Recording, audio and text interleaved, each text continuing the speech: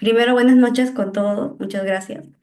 Eh, sí, pues estoy un poquito afónica por el cambio de clima, pero vamos a abordar todos los temas que estaban planeados para esta clase. La clase se va a dividir para mí en tres grandes rubros. Cuando hablemos de consulta previa, cuando hablemos de los últimos casos que se han dado de consulta previa en minería, cuando hablemos de participación ciudadana y también vamos a poder hablar un poco sobre los conflictos ambientales que se han dado, a veces vinculados al tema de consulta previa, pero también vinculados al tema de muchas veces certificación ambiental, ¿no? Entonces, vamos a empezar la clase de hoy día. Lo primero, siempre escuchamos mucho hablar de consulta previa y se piensa que la consulta previa a veces es como que un derecho que nos corresponde a todos, pero en verdad la consulta previa es un derecho fundamental, sí, colectivo, pero que es específico de los pueblos indígenas u originarios, ¿no? Ellos entienden que han estado dentro del territorio por periodos de tiempo mayores, incluso muchas veces a la formación del Estado, ¿no? Y precisamente porque antes de que se formara el Estado, ellos ya estaban ahí con sus territorios y sus costumbres, lo que se ha garantizado a nivel internacional y ha sido recogido a nivel nacional es el respeto a este derecho que ellos tienen de ser consultados cada vez que el Estado, otra vez que se formó luego de ellos, prevé adoptar alguna medida legislativa o administrativa que pueda afectarlos directamente. Este concepto de directamente, como vamos a ver en algunos casos, va a ser materia de bastante debate, ¿no? Pero en principio, la consulta previa no es tanto solamente un hecho de informar, es decir, no es una acción informativa ni una formalidad, sino que se entiende que es parte de un proceso que el Estado inicia con estos pueblos porque el responsable es el Estado para establecer un diálogo intercultural porque son diferentes culturas y la idea de la consulta previa es siempre llegar a un acuerdo y obtener el consentimiento de estos pueblos, ¿no? Y respetando, obviamente, en este proceso de diálogo, su identidad cultural, su cosmovisión, su organización interna, como incluso su lenguaje y cómo ellos se vinculan con el ambiente y con su territorio, ¿no? Entonces, este derecho se ejerce porque somos conscientes que como Estado tenemos una cosmovisión, costumbres, prácticas distintas y aquellas decisiones que, digamos, tomemos como Estado van a incidir en estas personas, en su vida, en su territorio, ¿no? Incluso en sus costumbres y aspectos religiosos también, ¿no? Y demás tradiciones. Esta consulta previa es especialmente relevante cuando hablamos de actividades de extracción de recursos naturales, ¿no? Como son la minería, hidrocarburos o en general construir infraestructura que va a pasar por sus territorios. Entonces, en esos casos hablamos de medidas en las cuales se puede afectar directamente los derechos que tienen principalmente al territorio. A nivel internacional, el convenio 169 de la OIT es el instrumento que gran parte establece los principales derechos de estos pueblos indígenas, ¿no? Y que fue adoptado en el 89 y ratificado por nuestro país en el año 1995, ¿no? Por la Resolución Legislativa 26253. Y es un tratado que reconoce el derecho de estos pueblos indígenas a participar en la toma de decisiones, otra vez que les afecten, ¿no? El artículo 6 del convenio establece que es una obligación de los gobiernos estados consultar a los pueblos indígenas mediante procedimientos apropiados, es decir, donde haya esta comunicación entre partes en un sentido bastante más horizontal, ¿no? Con la finalidad de lograr el acuerdo o el consentimiento. Entonces, como les dije, este acuerdo de consentimiento también es un aspecto que vamos a ver que es bastante debatido hasta qué punto pueden ellos exigir se pueden ellos, digamos, establecer que se requiera su consentimiento para adoptar la medida, ¿no? Pero la idea de la consulta previa es que se pueda lograr este acuerdo de consentimiento cada vez que previamente a que se ejecute se vaya a establecer una medida, ¿no? Se entiende que la consulta de estos pueblos se da bajo el principio de buena fe, ¿no? Y de manera adecuada. Y con esto queremos decir que tanto ambas partes, tanto el Estado como ellos, participan de buena fe. Se entiende que por parte del Estado es un Estado transparente, un Estado que informa adecuadamente a estos ciudadanos respecto de cómo la medida que se va a adoptar o que se podría adoptar va a incidir en ellos, ¿no? En su vida, en sus costumbres, en su territorio. Y por otro lado, ellos participan sin ningún tipo, por ejemplo, de proselitismo político o ningún tipo de idea detrás, más que ver el impacto o tratar de opinar respecto del impacto de esta medida en su día a día, ¿no? Eh, Respecto a la aplicación del convenio, se ha pronunciado el Tribunal Constitucional y el Tribunal Constitucional lo que ha mencionado es que el convenio tiene un rango constitucional. No. De hecho, en la sentencia 0022-2009, el TC lo que nos ha dicho es que ha sido interpretación del artículo 5 del título preliminar del Código Procesal Constitucional. Los tratados internacionales complementan, digamos, el ordenamiento jurídico peruano, ¿no? Y las cláusulas constitucionales que se refieren a derechos fundamentales tienen rango constitucional, ¿no? Entonces, se entiende que el Estado reconoce que estamos ante un derecho constitucional un derecho fundamental de rango constitucional, y por ende se deben dar todas las garantías para que se lleve a cabo este proceso adecuado respecto a los pueblos indígenas. Tenemos una ley y un reglamento. Ojo que, por ejemplo, ratificamos el tratado en el año 95 y recién hemos establecido normativa específica en el año 2011. ¿Ya? Tenemos la ley 29785 del 6 de septiembre del 2011 y su reglamento, ¿no? Y esta ley se da producto de un contexto en el que había muchas exigencias por parte de los pueblos indígenas para que se pudiera establecer al nivel ya de ley los procedimientos para la consulta previa, ¿no? Queríamos que se reglamente, porque sabemos que existen los derechos, pero muchas veces requerimos del marco legal para hacerlo más operativo. En el artículo 2, por ejemplo, de esta ley, 29785, se menciona que el objetivo de la ley es establecer mecanismos de diálogo entre el Estado y los pueblos indígenas originarios, ¿no? Otra vez para alcanzar este acuerdo. Un segundo, por favor. Y de reserva. Ujú. Se entiende que lo que es objeto de consulta son aquellas decisiones que de nuevo van a incidir en el territorio, ¿no?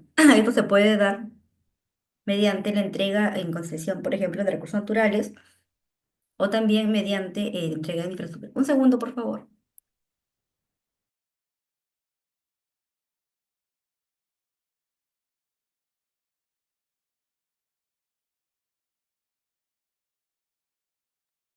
En verdad, mil disculpas.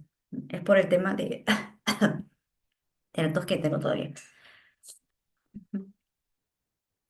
Entonces, la ley reconoce a los pueblos indígenas y nos dice que son aquellos pueblos que tienen una continuidad histórica, que tienen formas propias de cultura y una vinculación muy íntima con su territorio. De allí que se sientan tan tocados, por así decirlo, cuando establecen medidas que van a afectar ese territorio, ¿no?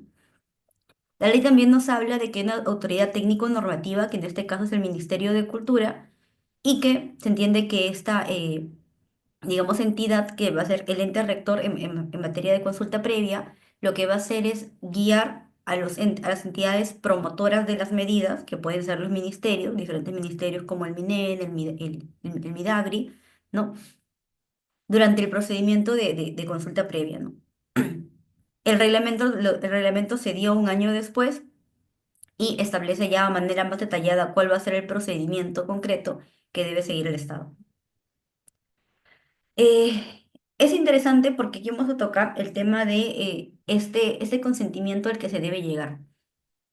Se dice que tanto, y así también lo ha interpretado el Tribunal Constitucional, reconociendo que, digamos, el convenio 169 de la OIT, como la normativa, nos hablan de la intención de buena fe de llegar a un acuerdo y encontrar un consenso. eh, Se entiende que si hablamos de un derecho con un contenido protegido constitucionalmente, y se entiende que el derecho de estos pueblos es acceder a la consulta, el respecto a las características esenciales de este proceso propias de cada pueblo y que se cumplan con los acuerdos, ¿no? Entonces, sin embargo, y obviamente que el responsable de llevar a cabo este proceso es el Estado, ¿ya? Que tiene que garantizar este procedimiento y al mismo tiempo llevarlo eh, adecuadamente antes de poder establecer alguna medida específica que los afecte, ¿no? Sin embargo, mucho se ha discutido respecto de qué pasa cuando no se llega a este acuerdo. perdón. Eh, Aquí yo creo que me he adelantado un poco, pero cuando no se llega a este acuerdo, y esto es propio de nuestro régimen económico, se entiende y se está diseñada también tanto el procedimiento, es que la medida, salvaguardando los derechos de esas personas, igual se va a tener que ejecutar, ¿no? Se entiende que este derecho que ellos tienen es a participar de buena fe, es a ser consultados, es a tratar de llegar a un acuerdo, mas no implica que el que ellos no estén de acuerdo eh, n- impida que se desarrolle o que se adopte la decisión, ¿no? Entonces, si nos damos cuenta, aquí en nuestro sistema jurídico, incluso en la jurisprudencia del TC, este derecho se ha matizado propio de que entenderlo de otra manera implicaría una contradicción al sistema económico que tenemos y el tipo de economía que tenemos, que es bastante extractivista, ¿no? Nuestro crecimiento económico depende mucho de la extracción de recursos naturales. Entonces, es bueno detenernos un momento y pensar en que este consenso que se busca está un poco relativizado dentro del sistema jurídico, ¿no? Propio del tipo de economía que tenemos. Ahora, ¿quiénes son los pueblos indígenas? Porque hemos hablado bastante de ellos. De acuerdo a los criterios objetivos de determinación, se entiende que son pueblos indígenas aquellos que cumplen con algunas características, ¿no? Por ejemplo, que tienen una descendencia directa con poblaciones originales que estuvieron en el territorio nacional, que tienen estilos de vida y vínculos espirituales e históricos con ese territorio que siempre han ocupado o que tradicionalmente han ocupado, que tienen instituciones sociales y costumbres propias y que también tienen patrones culturales y modos de vida distintos a otros sectores de la población, ¿no? Y que aparte estas personas se conciben a sí mismos como indígenas originarios del territorio. Entonces, estos pueblos indígenas están recogidos, la mayoría de ellos, en la base de datos oficial que maneja el Ministerio de Cultura como ente rector del sector. Y se entiende que esta base de datos es un instrumento de acceso público y gratuito que todos podemos ingresar para poder verlo, pero no tiene carácter conjuntivo. ¿Qué quiere decir eso? Que si un pueblo indígena no está dentro de la base de datos, no quiere decir que por eso no pueda ser reconocido como tal. Mientras cumpla con los criterios de determinación objetivos y subjetivos que he mencionado, se podrá considerar como tal, ¿no? Y es importante porque muchas veces se entiende que si no está en la base de datos no se le considera como pueblo indígena y eso no funciona así, ¿no? Porque lo principal aquí es ir a las características mismas de la población, ¿no? Entonces, esta base de datos que de alguna manera nos guía para que podamos conocer como ciudadanos sobre los pueblos indígenas en nuestro país está a cargo del Viceministerio de Intercultura, ¿no? Que es el encargado de modificarla, elaborarla, consolidarla y actualizarla. Yendo un poco al tema de este ente rector del Ministerio de Cultura, sabemos que esta rectoría la va a ejercer a través del Viceministerio de Interculturalidad, que es el órgano rector, ¿no? Este ministerio va a establecer los lineamientos técnicos y sobre todo brindar la asistencia técnica. Aquí un pequeño paréntesis, ¿no? ¿Quién lleva a cabo el proceso de consulta previa? En realidad es la entidad que se denomina como promotora. ¿Quién es la entidad promotora? La entidad que está tomando esta decisión, ¿no? O esta medida, que sea un acto administrativo como una medida normativa o legislativa. Entonces, el ministerio lo que establece es el apoyo técnico y los lineamientos para quienes van a llevar a cabo ese tipo de procesos, ¿no? Y también puede ser que los capacite a los actores involucrados y también supervisa la aplicación adecuada de los principios de interculturalidad y de buena fe, ¿no? El Ministerio de Cultura y también el Viceministerio de Interculturalidad van a hacer uso de una dirección específica, que es la Dirección de Consulta Previa, para brindar esta asistencia técnica a las entidades promotoras del Estado, ¿no? Entonces, ellos son los que tienen que vigilar que este proceso se lleve a cabo respetando pues la normatividad vigente, pero sobre todo los principios que hemos mencionado, ¿no?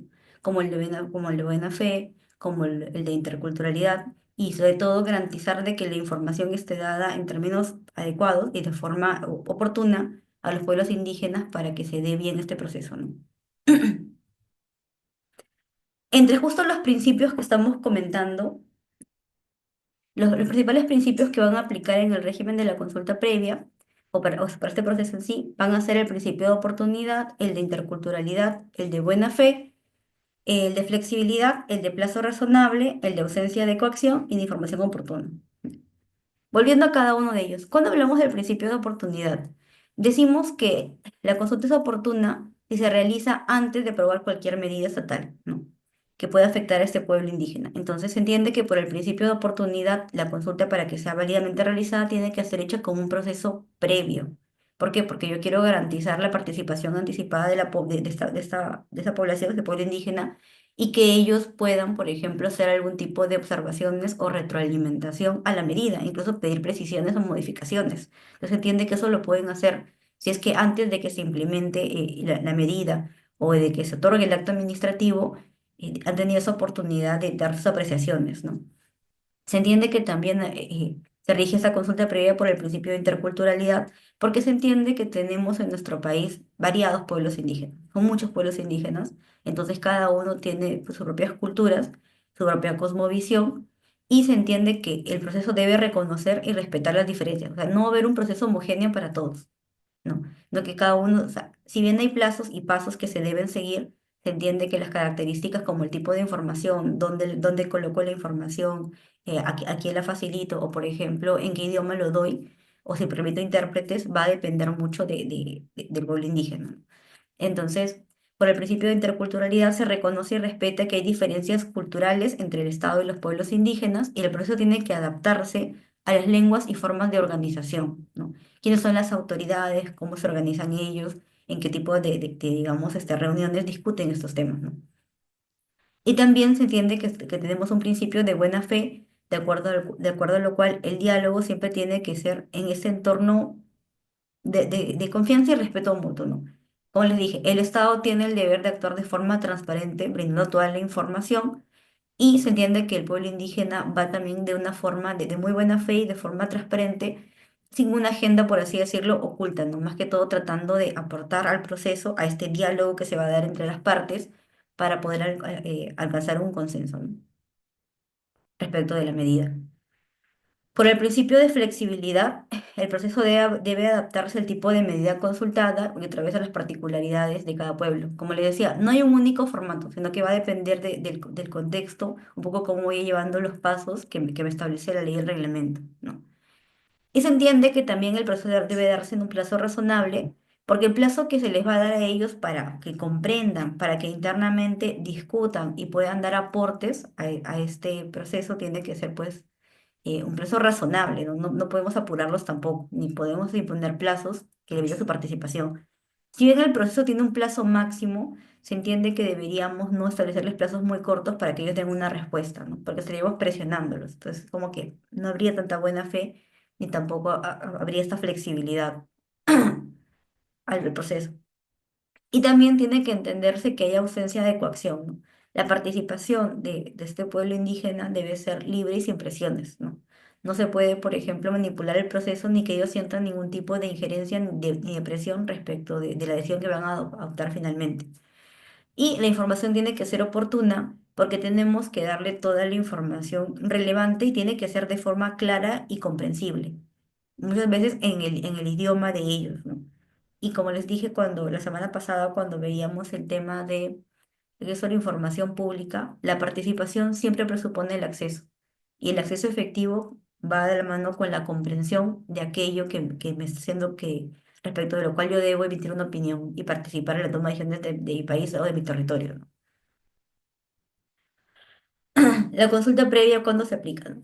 Se aplica, y nos dice la ley del reglamento, cuando hay una medida legislativa administrativa, ¿no? Que afecta directamente estos derechos colectivos de los pueblos indígenas, y también se va a dar, por ejemplo, en el caso de esta concesión de recursos naturales respecto de su territorio, que pueden impactar en su territorio, ¿no? Y en general en todo proyecto que se entienda que puede afectar los derechos colectivos de ellos, ¿no? Y justo llegaba un poco al tema del consentimiento, ¿no? Eh, el convenio 169 de la OIT nos menciona que la finalidad de la consulta es, como les dije, lograr un acuerdo o consentimiento entre las partes, y, pero también es consciente de que no obstante no siempre se va a lograr pues esta finalidad, ¿no? Basta un poco que se respeten, por así decirlo, los principios de buena fe y los principios que hemos visto para garantizar que el proceso se haga de forma adecuada. luego de lo cual se entiende que ellos no poseen como pueblos indígenas, a pesar de que se entiende que han estado en el territorio, y eso es lo controversial y muchas veces discutido eh, en nuestro país, no poseen pues este derecho de oponerse a la adopción de la medida, ¿no? Finalmente, después de cumplido todos los procedimientos, el Estado puede optar por imponerles la medida. Ahora, esta imposición de la medida históricamente no ha sido pacífica, ¿no? De hecho, tenemos muchos conflictos socioambientales que se han dado por querer imponerles esta medida, ¿no? Porque de todas maneras hay una reacción de la población, por eso es que siempre se habla de otros conceptos y que también lo vamos a ver un poco más adelante a raíz de un caso, como por ejemplo el concepto de licencia social, que no es un concepto legal porque no está reconocido en ninguna normativa, pero se entiende que es un concepto que socialmente sí se aplica y existe, ¿no? Porque vemos la oposición de la población a los proyectos. Justo respecto de si, por ejemplo, cuando se llega al acuerdo, se puede entender que los pueblos tienen un derecho a veto respecto de la medida. Se ha pronunciado el TC en el expediente 0022/2009 y lo que nos ha dicho es que, haciendo una interpretación del convenio, de los artículos 6 y 15, no se desprende que los pueblos indígenas gocen de una especie de derecho a veto, ¿no? Se entiende que el Estado consulta, sí, ¿no? Pero no implica de que se les otorgue la capacidad de impedir que la decisión se lleve a cabo, ¿ya? Entonces, la finalidad del proceso, como finalidad del proceso, es llegar a un acuerdo y lograr el consentimiento. Pero si la finalidad no es alcanzada, no implica que no va a proceder la medida, porque se entiende de que esta finalidad es más que todo orientativa del proceso. Entonces, se entiende que el proceso adecuadamente, se llevó adecuadamente a cabo. El hecho de que no logremos el consenso no logremos el consenso no va a invalidar este proceso, ¿no? Entonces, lo que se pretende, lo que se pretende con el reconocimiento de este proceso de consulta previa a la normativa es que se institucionalice a nivel de nuestro país el diálogo intercultural, ¿no?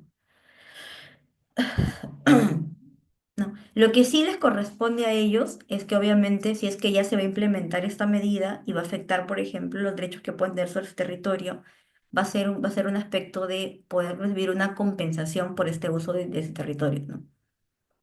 De hecho, también nos dice el TC que el convenio 169 hace referencia a las tierras, ¿no? Que por ejemplo, de esta población que se puede ver afectada, que si bien se garantiza, ¿no?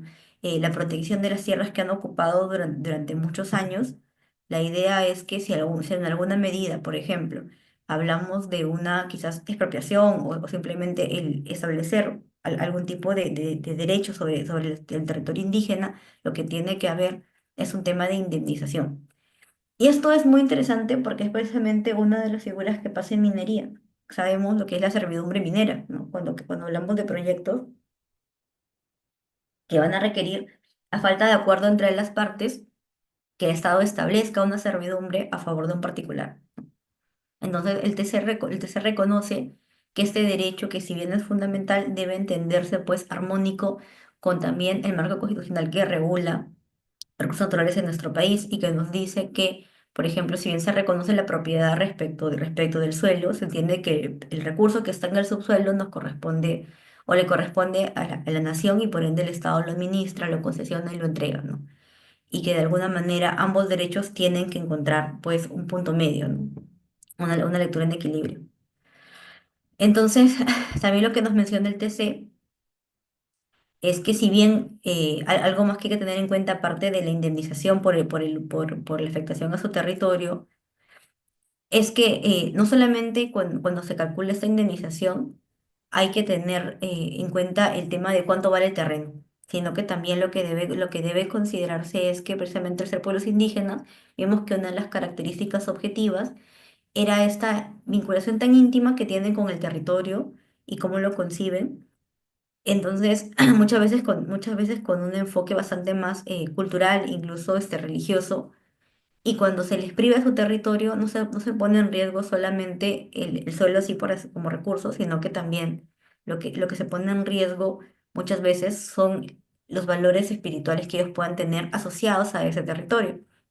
Entonces, no solamente debe buscarse que el Estado, pues, le pague un justiprecio digamos, a modo de indemnización por el uso de su territorio, sino que además, producto de la explotación de los recursos, se espera de que haya un beneficio compartido y que vaya más allá, ¿no? Y que se beneficien de la explotación que se va a dar de los recursos dentro del territorio, ¿no? Para garantizar la continuidad de su existencia y mejoramiento de su calidad de vida.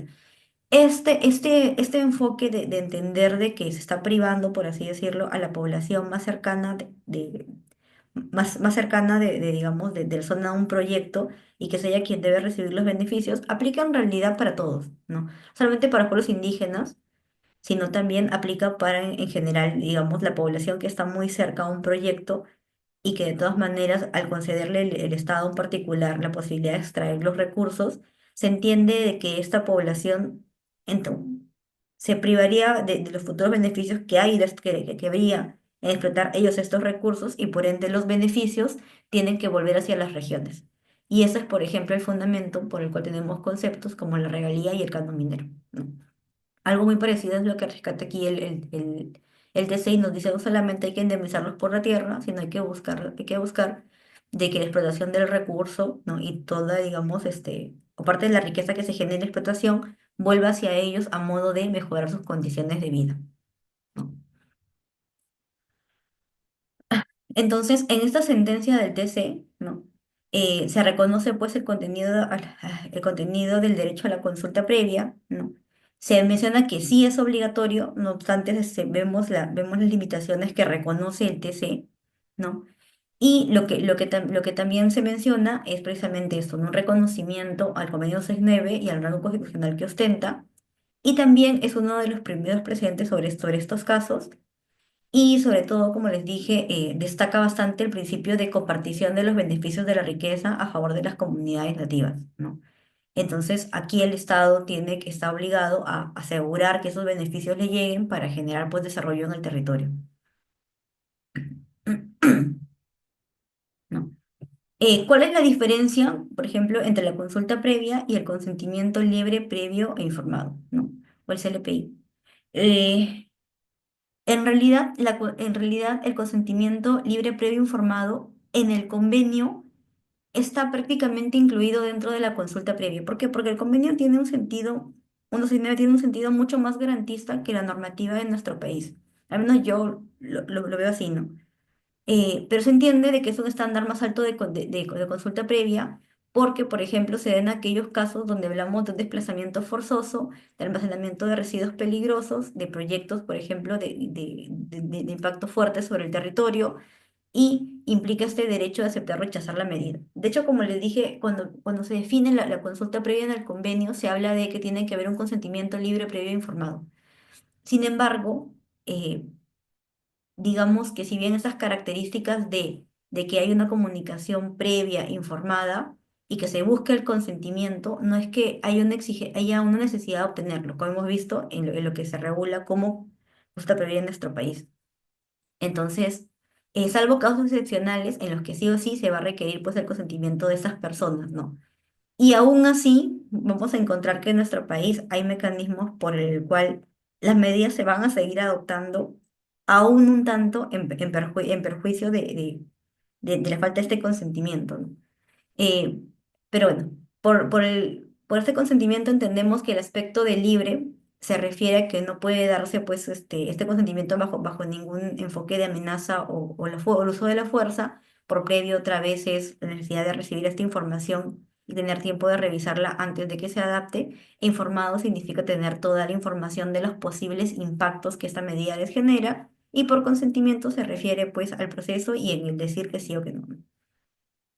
Eh, para mí hay una referencia mucho más explícita al consentimiento libre, previo e informado en el reglamento de consulta previa, sí, pero está entre las posiciones finales, ¿no? En la séptima, que nos menciona que hay una garantía de la propiedad comunal y del derecho de la tierra de los pueblos indígenas, ¿no?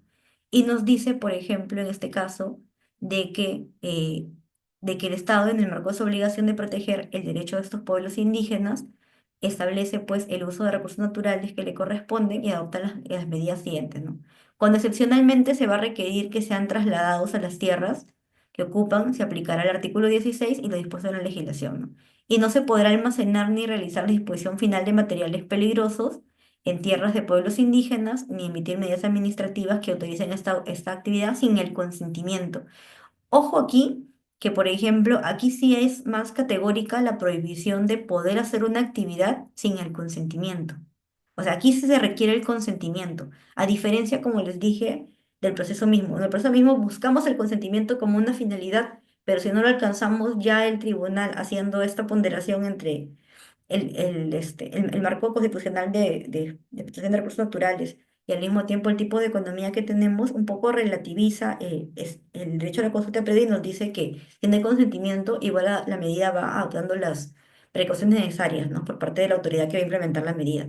Sin embargo, vemos que si hay un reconocimiento a supuestos específicos en los cuales sí se va a requerir sí o sí el consentimiento para actividades. Entre ellas, por ejemplo, el almacenar o disponer residuos peligrosos o materiales peligrosos en sus tierras. Ahí sí voy a requerir el consentimiento, ¿no?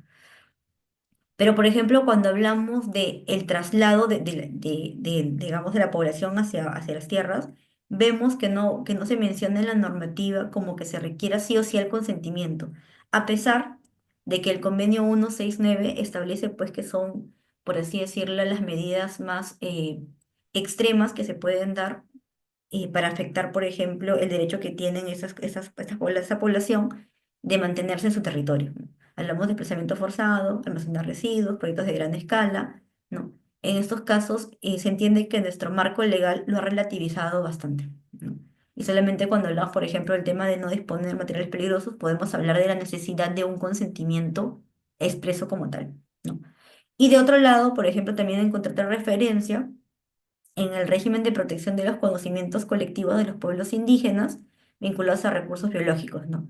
En este caso de aquí, sí se menciona también que para poder hacer uso de estos conocimientos, al entenderse de que están dentro de su territorio y que son parte de su cultura, su identidad, se va a requerir sí o sí una autorización expresa de ellos, un consentimiento. Entonces, vemos, o yo lo interpreto así también, me imagino que ustedes, igual que yo, muy parecido, que cuando hablamos de explotar recursos, el derecho a la consulta previa está de alguna manera relativizado. Y cuando hablamos de cosas que se van a dar en el territorio y consideramos que no están chocando con el marco de explotación de recursos naturales, sí podemos hablar de la exigencia de un consentimiento, ¿no? Y es interesante porque nos ayuda a entender bastante hasta qué punto el Estado peruano está garantizando este derecho, ¿no? Ahora, ¿cuáles son las etapas del procedimiento de consulta previa, no? Primero realizamos la identificación de la medida a consultar y hacemos la identificación de los pueblos indígenas que se van a afectar, ¿no? En principio, esta identificación de la medida y de los pueblos la va a hacer de nuevo la entidad promotora de la medida o del acto administrativo. Entonces, en este caso, ellos pueden pedir el apoyo del Viceministerio de Interculturalidad, pero son ellos los que van a guiar el proceso, ¿no? Luego de eso, la entidad promotora, porque recordemos que de que a diferencia, por ejemplo, no quiero confundirlos, pero a diferencia de lo que está pasando con la participación ciudadana en el marco de certificación, que lo lleva a cabo el titular principalmente, en el caso de consulta previa sí lo lleva a cabo el Estado. El Estado es el garante de este proceso, ¿no? Y es quien lo lidera. Tenemos una fase de redes preparatorias con los pueblos indígenas para informar la propuesta de lo que va a ser el plan de consulta. También tenemos, por ejemplo, el plan de consulta y el plan de consulta debe contener la identificación de los pueblos, las responsabilidades, los plazos del proceso, la metodología que se va a aplicar en el proceso, cómo voy a dar la información, cómo voy a recoger aportes, cómo voy a interactuar con el pueblo, cuáles son los mecanismos de información y de transparencia, ¿no?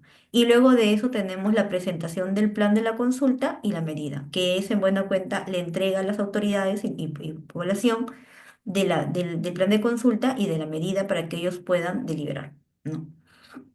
Y este proceso de dar la información puede durar entre 30 y 60 días, ¿no? Que es en las cuales se van aplicando diferentes mecanismos para ir, digamos, informando a la población respecto de la medida, sus alcances, cómo los va a impactar, ¿no? Luego de eso, entramos a un proceso de evaluación interna, ¿no? Hay un proceso de evaluación interna de los pueblos indígenas que se demora aproximadamente 30 días, donde se entiende que ellos van a deliberar respecto del contenido, tanto del plan de consulta como de la medida y todos los alcances que el Estado le ha podido dar, ¿no? O la entidad promotora de la medida. Entonces, en este caso, si por ejemplo hay acuerdos, se entiende que concluye el proceso allí, ¿no? Ellos expresan su consentimiento y firman el acta de consulta y con eso se termina el procedimiento. Pero si, por ejemplo, no hay acuerdo o incluso llega un momento en el que ellos deciden hacer aportes para hacer modificaciones a la medida propuesta, se va a entrar a un proceso, a una etapa de diálogo, ¿no? Que se puede prorrogar incluso, tiene un plazo de 30 días que se puede prorrogar. Y aquí lo que se va a instalar previamente es el diálogo intercultural que hemos mencionado entre el Estado y claramente el pueblo indígena para hacer las modificaciones que correspondan, ¿no? Si hay algún tipo, digamos, de problema, digamos, protesta o algún tipo de situación que impida continuar el proceso, lo que va a hacer la autoridad es suspender el proceso de consulta previa por un tiempo. Luego va a volver, por ejemplo, a llamar, ¿no? al pueblo y si es que no logra esa segunda convocatoria que vengan, se entiende que han rechazado la medida, ¿no? O, por ejemplo, ya no han encontrado un punto medio, entonces se entiende de que esto debe ser incorporado o debe ser dentro de las modificaciones de la medida, ¿no? Luego de lo cual se va a firmar esta acta de consulta y sea porque decidió el pueblo indígena no continuar con el proceso, porque se negó a continuar, se retiró, o sea porque llegaron a un acuerdo luego de las modificaciones, o sea porque la entidad decidió pues mantenerse en su posición, lo que va a venir es una etapa en la cual la autoridad va a tener que tomar la decisión de implementar la medida y va a tener que justificar el por qué se que se den esas condiciones, ¿no? Que es la etapa previamente de la decisión, ¿no? Y es aquí en esa etapa donde vemos cómo se materializa esto que nos decía el TC respecto de que la falta de acuerdo no va a dar, pues, no implica un derecho a veto, ¿no? Y lo que sí es que este proceso en sí va a durar 120 días calendario, ¿no? Ahora, en este proceso, ¿quiénes van a participar, no? Participan varios actores. En principio, la entidad promotora, que sabemos que es la entidad pública que va a dictar la medida que es objeto de consulta, y como les dije, es quien va a conducir el proceso, y que puede ser tanto el gobierno nacional, regional o local, ¿no? Eh, Participa el pueblo indígena originario, que es el titular del derecho a la consulta previa, ¿no? El facilitador, que puede ser una persona imparcial que promueve este diálogo intercultural, los intérpretes y traductores, que van a garantizar esta fluidez de la comunicación durante el proceso, ¿no? Que tienen que estar registrados ante el Viceministerio de Interculturalidad, los asesores indígenas que van a brindar el apoyo técnico convocado por los pueblos indígenas, ¿no? El viceministerio, que sí va a participar, pero no es él el que está guiando el proceso, es da una especie de soporte nada más a la entidad promotora.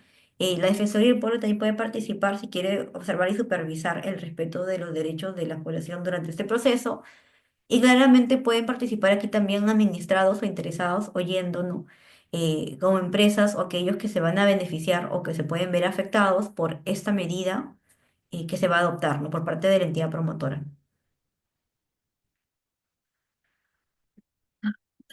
Entonces, respecto a algunos criterios de validez del proceso de consulta previa, se entiende que la consulta es válida si se respeta la cultura, el idioma y las decisiones del pueblo, ¿no?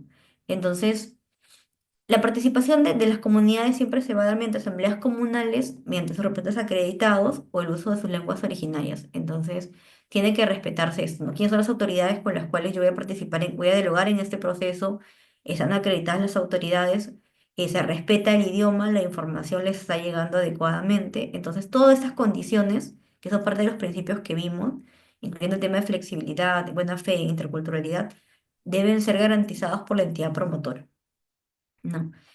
Cualquier acuerdo, algo que también olvidé mencionarles, que se llegue durante el proceso va a ser vinculante para el Estado, porque es una forma de garantizar aquello a lo que ellos también se han comprometido respecto al pueblo indígena, ¿no? Y obviamente que si no hay acuerdo, se entiende que el Estado, como cualquier autoridad que toma una decisión, tiene que justificar su decisión, más si su decisión sí va a incidir respecto de los derechos de un grupo, ¿no? De un grupo humano. Entonces, si no hay acuerdo, la entidad promotora, como les dije, fundamenta la decisión final Sí, y bueno, en algunos casos también va a haber supuestos donde va a haber acuerdo, donde no va a haber acuerdo y donde va a haber como que un acuerdo donde ambas partes han podido participar y ha habido como que modificaciones a la medida inicial, ¿no? Ahora, eh, la consulta previa no es un trámite, no es una formalidad, como les dije, ¿no? Sino que hablamos de un derecho fundamental, un derecho que ellos tienen a la autodeterminación y también a la protección de sus territorios. Entonces, disculpa. Es una condición, se entiende, que si bien no es un derecho a veto, un segundo, por favor, discúlpeme.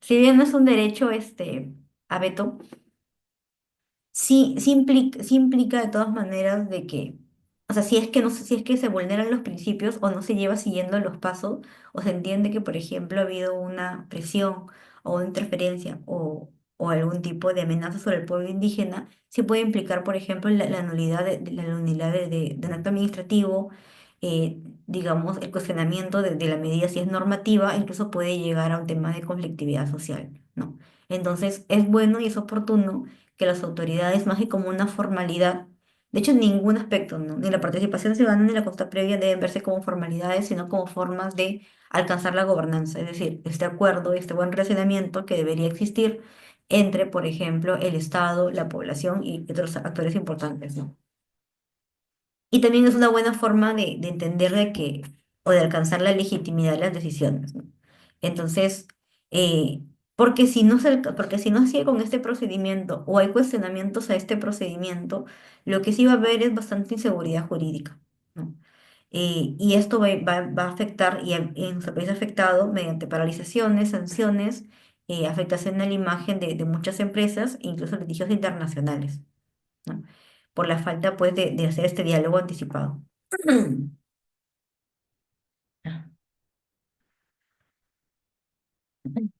Ahora, ¿cómo funciona esto en minería? ¿No?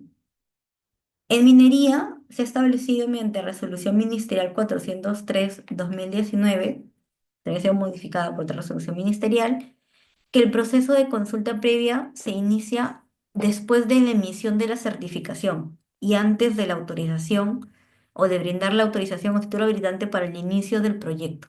¿Ya? Entonces, esta resolución ministerial nos dice que procede la consulta previa antes de que la autoridad o el Ministerio de Energía y Minas otorgue y modifique la concesión de beneficio, autorice el inicio o reinicio de actividades de exploración, desarrollo y explotación, ¿no? O, por ejemplo, otorgue y modifique la concesión de transporte minero y la concesión de labor general. Entonces, ¿por qué se da en ese orden? Se interpretó, y esto ha sido un poco cuestionado por el TCR el año pasado, de que recién con el inicio de actividades se podía hablar pues de esta vulneración digamos, al territorio indígena y al derecho de esas personas. Porque hasta la emisión de la certificación, si bien ha habido momentos en los que hay, por así decirlo, un estudio, digamos, impacto ambiental, hay un recojo de información de la línea base, estudios especializados, no se consideraba tan invasivo, porque recordemos que el estudio de impacto ambiental igual es un instrumento que sea a nivel de factibilidad, quiere decir que es bastante predictivo, ¿no? Nada está construido todavía, y recién cuando se autoriza, por ejemplo, la concesión de beneficio, el inicio de actividades o la modificación de las condiciones de transporte, recién hablamos de cosas que en concreto sí pueden afectar a los pueblos indígenas, ¿no? Entonces, el órgano que va a llevar este proceso por parte del MINEN va a ser la Oficina General de Gestión Socioambiental. Cuando en un solo proceso, cuando un solo proyecto, ¿no? Se incluye, por ejemplo, o se van a dar actividades de concesión de beneficio, autorización de actividades y la cuestión de transporte, la consulta se realiza una sola vez. ¿Ya? Esto, por así decirlo, era pacífico hasta que el año pasado se pronunció el Tribunal Constitucional. Ujú. Se pronunció en un caso súper controvertido, ¿no? Había una comunidad campesina de Asacasi que interpuso una demanda de amparo, ¿no? Sabemos que el amparo es un tipo digamos, proceso constitucional que se interpone cuando queremos proteger derechos diferentes a la libertad, ¿no? En este caso, lo que ellos estaban alegando es que el Ministerio de Energía y Minas y la Dirección Regional de Energía y Minas de Apurímac habían vulnerado, pues, su derecho al ambiente sano y equilibrado, y habían vulnerado también su derecho a la consulta previa, porque no habían realizado consultas previas, libres e informadas antes de expedir concesión, antes de expedir las concesiones mineras, otorgar concesiones mineras en el área que formaba parte de la comunidad. Sabemos que, por ejemplo, todo el país está dividido en concesiones, ¿no? Tenemos un catastro, ¿no? Administrado por IGEMET, que en cuadrículas nos divide las concesiones, ¿no? Entonces, lo que esa comunidad denunciaba era que 27 concesiones mineras se sobreponían al 92,3% de su territorio y que ya habían visto personal de la empresa minera que estaba haciendo su ingreso para hacer actividades de prospección. ¿Qué es la prospección? En la minería, la actividad de prospección es una actividad que se entiende incluso previa a la actividad de exploración, ¿no? Simplemente es como que el reconocimiento el cateo de la prospección se entiende como que el reconocimiento del terreno y quizás de las características más básicas y condiciones mineralógicas de la zona. Es una inspección más que todo visual, porque incluso el cateo y la prospección no requieren certificación y se dan antes de la exploración, ¿no? Pero ellos ya veían que estas personas estaban ingresando a su territorio, el cual ya había sido concesionado. Entonces, lo que se discutió aquí es si correspondía o no hacer consulta previa antes de la concesión. Hay que de dar en concesión, por ejemplo, alguna concesión minera. Y esto tiene que ver mucho con lo que ya había establecido el sector. El sector había establecido que la consulta iba en un momento específico. Iba después de que se tramitaba en liga hasta antes de dar el título habilitante efectivo por ejemplo, la concesión de beneficio, que es la concesión para poder operar una planta de beneficio, donde el proceso minero que se entiende que ya pues están construidos los componentes para el inicio de actividades de exploración, explotación o de transporte. Entonces, ellos querían una consulta previa mucho antes de este proceso, incluso antes de que pudiéramos hablar de la elaboración del estudio de impacto ambiental. Entonces, ¿qué nos dijo el TC en el Pleno 310-2023? Lo que nos dice también hace una lectura en conjunto de la Constitución, del régimen constitucional de recursos naturales, y lo que nos dice es la concesión minera tiene soporte constitucional en el artículo 66, ¿no? Para el tribunal no había pues una contradicción entre el derecho a la consulta previa y ese artículo, porque se entendía que el derecho a la consulta previa no era pues un derecho de veto, ¿no? Ni el Estado podía pues estaba facultado para imponer arbitrariamente la medida, sino que tenía que llevar a cabo el aspecto de la consulta previa en el proceso. Entonces, pero también no podía dejar el tribunal de advertir que la entrega en concesión, incluso la concesión minera, es un acto constitutivo, ¿ya? Porque generaba un derecho real que era la propiedad de los recursos, pero también, por ejemplo, de uso y usufructo sobre la superficie, ¿no? Entonces, se entendía de que había una situación jurídica de ventaja sobre un determinado territorio por parte de aquel al que se le había dado la concesión minera, ¿no? Y que esto podía afectar a los pueblos indígenas u originarios que estaban asentados allí, que tenían que soportar pues el despliegue de estas facultades que eran inherentes a la concesión, que como les digo estaba otorgando un derecho real, ¿no? Que no, si bien que era propiedad otra vez de los frutos y los recursos, sí implicaba un derecho superficial de uso de sus frutos sobre la superficie, ¿no? Entonces, el tribunal, digamos así, haciendo un recuento de cuáles han sido las últimas tendencias, fallos o aspectos que ha observado la Comisión Interamericana de Derechos Humanos, ¿no? La CIDH, lo que ha determinado es que ellos han hecho bastante análisis y estudios respecto de que hay obstáculos que normativamente y tradicionalmente se han establecido para el derecho a la consulta previa. Y está principalmente orientado a determinar que algunas materias no deberían ser consultadas, ¿no? Como las medidas legislativas, los proyectos de infraestructura e incluso las concesiones mineras.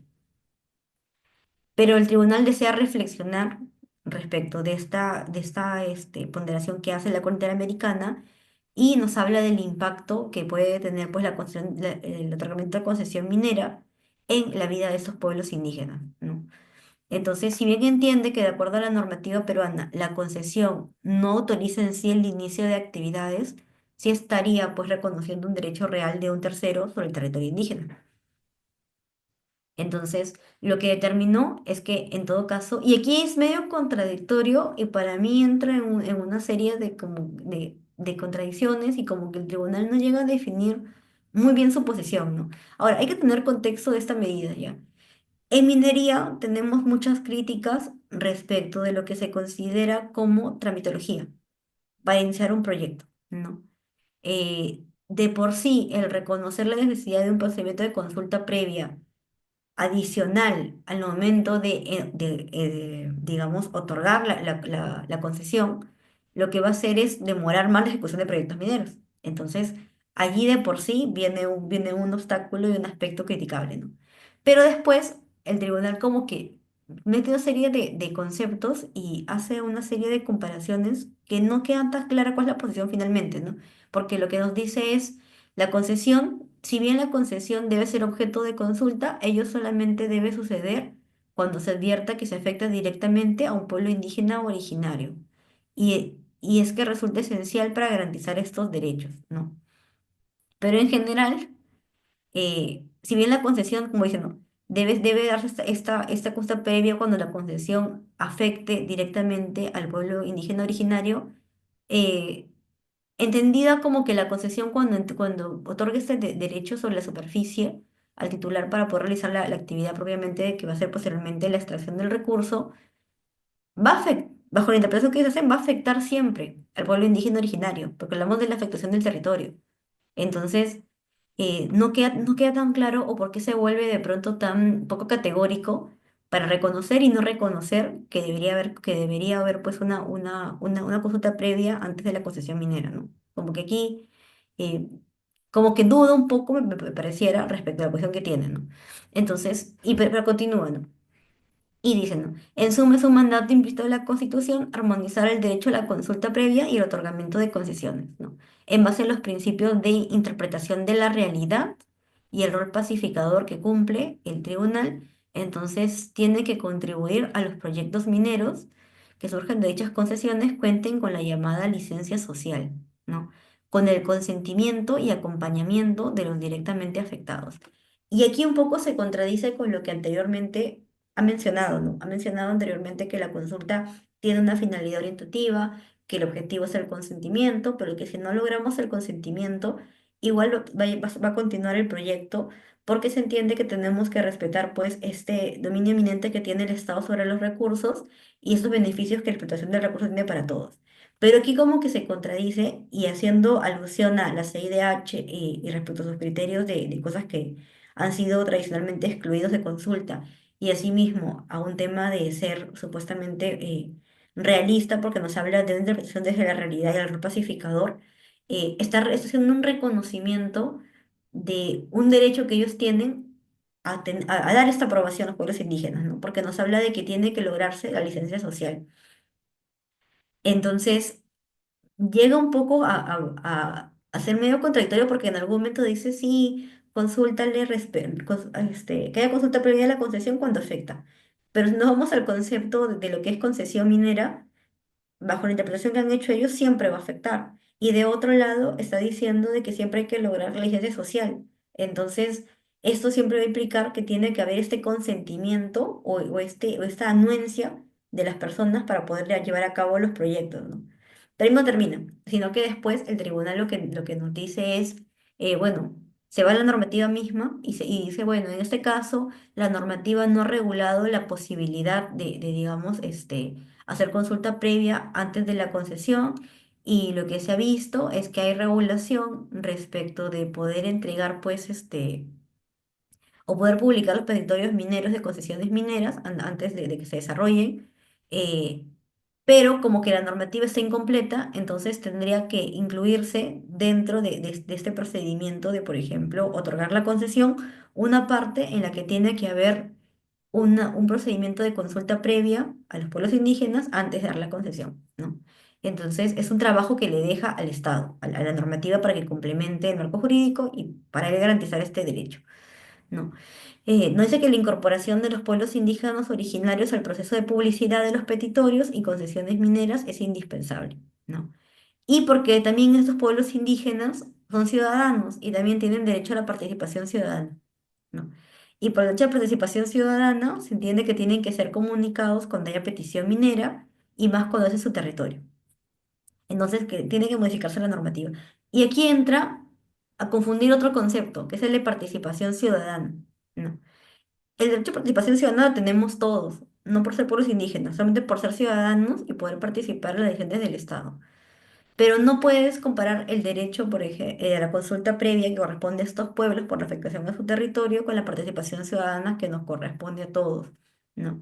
Porque si no, lo que incluso podría interpretarse aquí es que todos como ciudadanos tenemos pues la facultad o el poder de impedir el avance de proyectos, porque también en el párrafo anterior hemos visto que está reconociendo la existencia de estos conceptos que no son legales, como el de la licencia social. Entonces, el fallo me parece que busca abarcar mucho y por momentos llega a confundir conceptos y un poco a contradecirse y llega a ser muy complejo el procedimiento por el cual avanzan los proyectos de exploración en el país.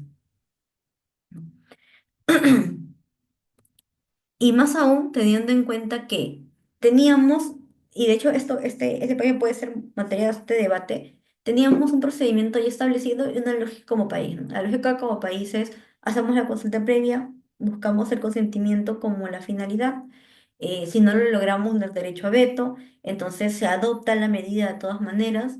Y hay un procedimiento incluso cuando hablamos de poder llevar a cabo actividades de exploración y explotación en nuestro país, que es la servidumbre minera, y es lo que se seguía regularmente para el avance de los proyectos. Ahora, con lo que ha dicho el tribunal, está diciendo que antes de la concesión, de otorgar la concesión, tengo que hacer la consulta previa, y si no lo obtengo, se entiende que no obtengo la licencia social como concepto social, por la redundancia, y al mismo tiempo, por ende, el proyecto no puede avanzar, ¿no? Y aparte debe entenderse de que esto lo hago porque ellos también tienen derecho a la participación ciudadana. Y si la participación ciudadana va a dar este derecho a, digamos, impedir el avance de proyectos, de alguna manera estamos reconociendo o estamos contradiciendo cómo se debería armonizar digamos, el derecho que tiene esta población, en general todo ciudadano, con este poder o facultad que tiene el Estado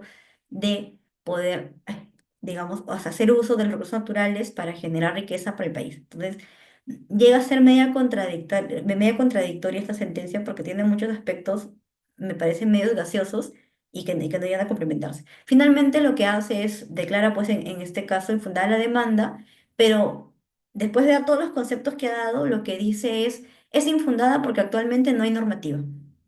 Entonces, como no hay normativa para haber garantizado en el caso de los pueblos indígenas que se les haya consultado antes, es una tarea que queda para el Estado. Y en este caso, eso no implica la nulidad de nada de lo que se ha hecho.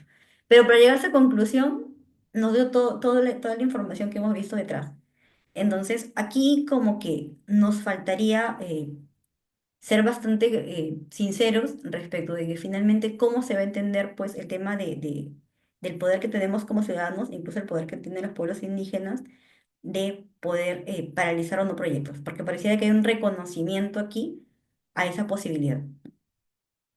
Ahora, ¿cómo funcionaba antes? Como les digo, finalmente, sabiendo de que honestamente habíamos relativizado propio de hacer esta interpretación y hacer esta armonización con nuestro marco constitucional para explotar recursos naturales, con nuestro sistema económico, nuestro régimen económico, habíamos creado figuras como por ejemplo la servidumbre minera, ¿no?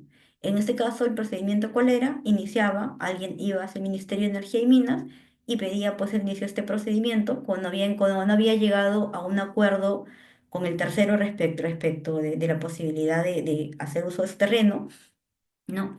Y lo que hacía el ministerio era, perdón, en este pedido, el titular lo que iba a hacer era indicar dónde estaba ubicado, por ejemplo, el terreno de interés, el valor estimado que tenía, ¿no? Alguna descripción y el Ministerio de Energía y Minas lo que iba es notificar a la contraparte para preguntarle si es que con esta información podía haber un acuerdo respecto al uso terreno, ¿no? Si no había, se determinaba el justo y precio, se emitía la resolución, ¿no? Y se declaraba fundada la solicitud. No. Y de ahí se termina el procedimiento, o si no si es que llegaba a un acuerdo en ese punto, si no se emitía la resolución, se preparaba una minuta, se preparaba la escritura pública y terminaba el procedimiento. Si sí había acuerdo, después de esta comunicación entre el ministerio y el titular y el propietario del terreno, lo que se había era, se fijaba una inspección ocular y digamos, también terminaba el procedimiento. ¿No? Entonces, en estos casos ya la normativa había establecido un procedimiento específico para lograr el acceso de, digamos, del inversor al terreno, que de alguna manera se ve pues desestimada o de alguna manera ignorada por esa sentencia del tribunal, ¿no? Que como les digo, finalmente, después de todas esas aseveraciones que hace y después de eh, digamos, innovar o querer, por así decirlo, adherirse, ¿no? digamos, tendencia que había a nivel de la Comisión Interamericana, finalmente después de dar toda su argumentación, concluye pues que finalmente también era infundada la medida, pero por otro aspecto, ¿no? Que era el tema de que no había normativa en ese momento. Pero si nos vamos a la sentencia, entonces este procedimiento ya pues quedaría un poco respecto a los pueblos indígenas como que inaplicable, ¿no? Porque de acuerdo a lo que dice el tribunal, en el caso de ellos, de todas maneras, ellos tienen esta posibilidad de oponerse al proyecto porque no se cuenta con la licencia social, ¿no? Es decir, con el consentimiento expreso para continuar. Esto es bastante debatible y ha preocupado bastante a muchas personas que están involucradas en el tema de inversiones mineras, porque definitivamente es una posición distinta a lo que hemos estado hablando, que durante años fue la posición pues, de todo el Estado y también incluso del TCE respecto de cómo se llevan a cabo esos proyectos. Ahora, cuando hablamos de licencia social, se entiende que no es un concepto jurídico porque no está reconocido jurídicamente, pero es un concepto social. Se entiende que es la aceptación, aprobación y confianza que una comunidad va a otorgar a un proyecto para operar en su territorio, ¿no? Se entiende que otorga a la población, como le dije, no es un concepto legal, y es muy dinámica porque la licencia social va a variar mucho. O sea, puede ser que el inicio del proyecto de la población esté de acuerdo con el proyecto y un tiempo después señale que está en desacuerdo con el proyecto. ¿No? Y eso ha pasado mucho cuando hay modificaciones, por ejemplo, de un proyecto o hay un momento en el que incluso puede haber un cambio de autoridades locales, ¿no? Y digamos que ya no encuentran ese acuerdo inicial que encontraron autoridades anteriores con el proponente del proyecto, ¿no? Y digamos que es gradual porque se construye en base a esta relación de confianza en el tiempo que se mantiene, ¿no? Y bueno, lo que ha pasado socialmente es que si no se tiene pues ese social, lo que se va a hacer es la paralización de proyecto y obviamente los conflictos y pérdidas para las empresas, ¿no? Justo aprovechando también es parte del curso de aprovechando la sentencia del tribunal, hablemos un poco de participación ciudadana, ¿no? La principal diferencia entre la consulta previa y participación ciudadana es que la consulta es propia de los pueblos indígenas originarios, que hemos mencionado, ¿no? Mientras que la participación ciudadana nos corresponde a todos como ciudadanos de ese Estado, ¿no? Y sabemos que la participación ciudadana es un mecanismo de información, de diálogo abierto, sin distinción étnica con todos los ciudadanos, que se aplica a lo largo de un proyecto. Y es especialmente clave durante la evaluación de impacto ambiental, ¿no? O cuando se aprueba un estudio de impacto ambiental. ¿No? Y la participación ciudadana, si bien recoge aportes y también busca establecer este diálogo, tampoco implica pues el poder, digamos, oponerte a realizar un proyecto, ¿no? Entonces la participación ciudadana es inclusiva, pero no vinculante en el sentido de que no te puedes oponer al proyecto, ¿no? Y está ya reglamentada en el Reglamento sobre Transparencia y acceso a la Información Pública Ambiental y Participación Ciudadana y Consulta Ciudadana, bien largo el nombre, en asuntos ambientales, que fue aprobado por MINAM mediante Decreto Supremo 002 2009 MINAM, ¿no? Y los reglamentos sectoriales que sí existen, entre ellos tenemos el Reglamento de Participación Ciudadana en el subsector minero, que también es aprobado por Decreto Supremo 0028/2008 M.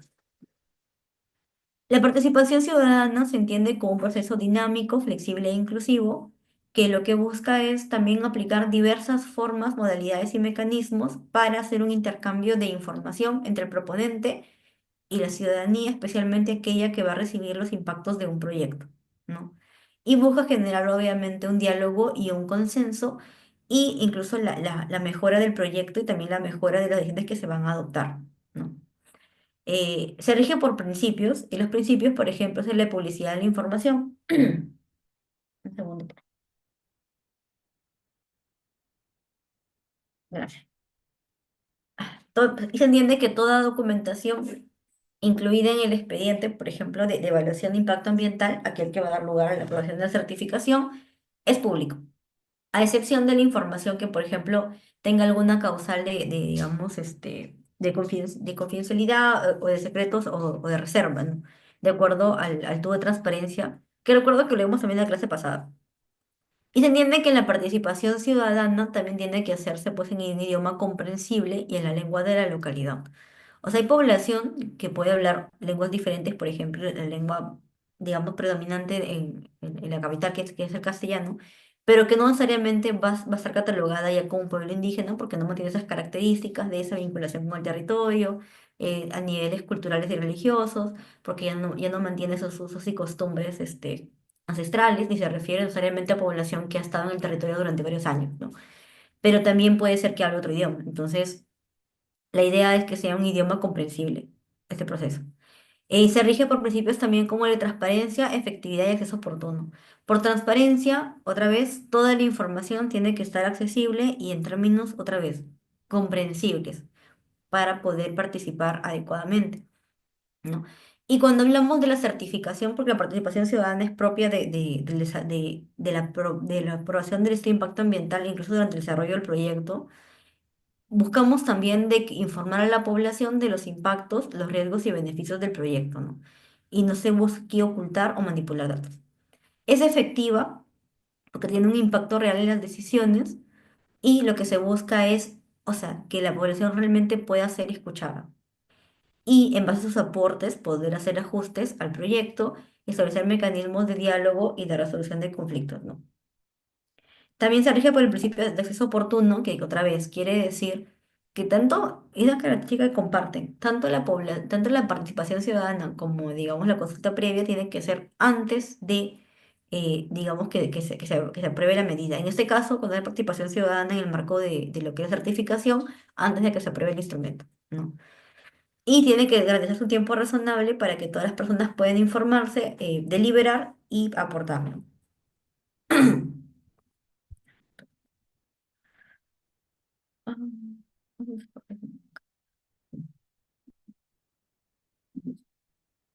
El reglamento de participación ciudadana en el subsector minero nos dice que el objetivo principalmente de este proceso es fomentar el diálogo abierto y constructivo entre empresas mineras, autoridades y comunidades locales, ¿no? Y se garantiza que los grupos afectados puedan expresar sus preocupaciones y su participación es fundamental para mitigar los impactos sociales y ambientales de los proyectos, ¿no?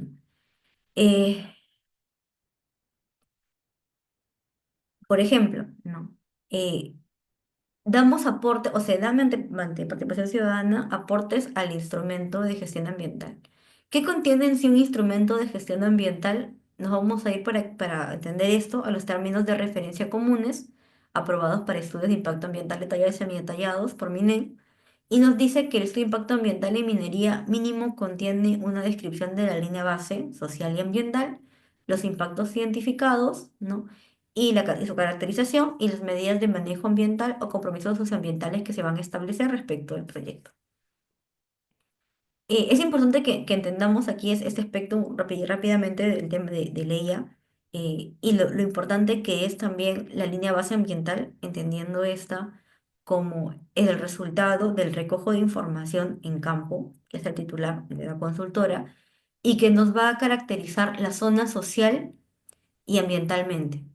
Es decir, si bien el estudio de impacto ambiental se da a nivel de factibilidad y es predictivo de los impactos que se van a generar, se entiende que debería, pues, el titular, en base a este principio de internalizar costos, haber hecho los suficientes estudios especializados para determinar adecuadamente la información de la línea base. Y de hecho, hay muchas infracciones administrativas que están orientadas a digamos, es sancionar en los casos donde las consultoras no estarían cumpliendo con caracterizar adecuadamente la línea base, porque la línea base es clave para determinar y caracterizar bien el impacto y por ende saber qué medida voy a adoptar, porque va en esa línea, ¿no? Es secuencial. Si yo no sé en qué territorio, con qué características sociales y ambientales me muevo, entonces probablemente mi caracterización de impactos va a fallar, igual que las medidas de manejo que yo pueda adoptar y el resultado va a ser el impacto en la población. Pero ya, ese es el estudio de impacto ambiental como mínimo. La participación ciudadana, de acuerdo al reglamento de participación ciudadana en el sector minero, se entiende que se da antes de la elaboración del estudio, cuando hay un recojo preliminar de la data, durante ya la elaboración del estudio de impacto ambiental, también se va a dar durante la evaluación de impacto ambiental y también va a haber una etapa durante el desarrollo del proyecto, ¿no? Y como les dije, la diferencia con la consulta previa cuando nos referimos a un estudio que va a estar aprobado vinculado a territorios, pueblos indígenas, es que la consulta previa se da antes de la autorización. O sea, primero tengo el estudio y luego pido la autorización. Y hasta ahí tradicionalmente se daba el momento de la consulta previa, entre el estudio y la autorización. Ahora, durante este proceso, a diferencia de lo que pasa en la consulta previa, porque la consulta previa está o buscando este consenso respecto de una medida que va a adoptar una autoridad. La diferencia con la participación ciudadana en el marco de la certificación es que estamos hablando de que aquí hablamos de un proyecto que va a desarrollar un particular, realmente que es quien está proponiéndolo hacia la población del área de influencia, y por ende este procedimiento lo está guiando el particular. O sea, el ministerio participa, por ejemplo, en las audiencias públicas durante la etapa de evaluación de impacto ambiental, pero más que todo como un veedor, ¿no? Principalmente quien lo lidera, a diferencia de la consulta previa, es el particular, ¿no? Porque él presenta su estudio de impacto ambiental a la población para recoger aportes al mismo.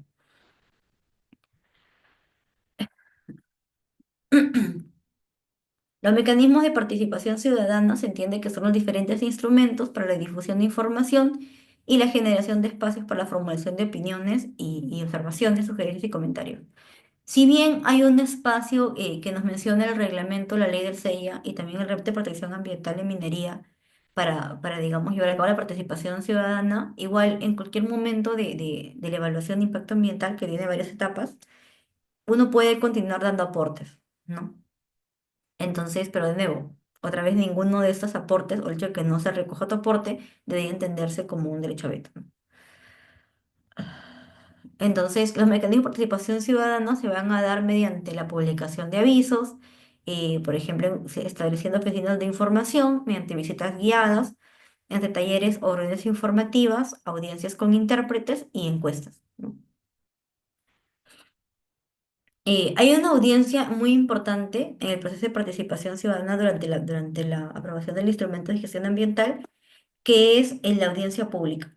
Después de que yo he dado toda la información a través de los diferentes mecanismos que hemos visto, mediante publicación de avisos de periódicos y por radiodifusión, mediante entrega de encuestas, mediante establecer oficinas de información, por ejemplo, en las plazas, en las principales localidades, mediante hacer talleres, reuniones informativas, va a haber una reunión o una reunión que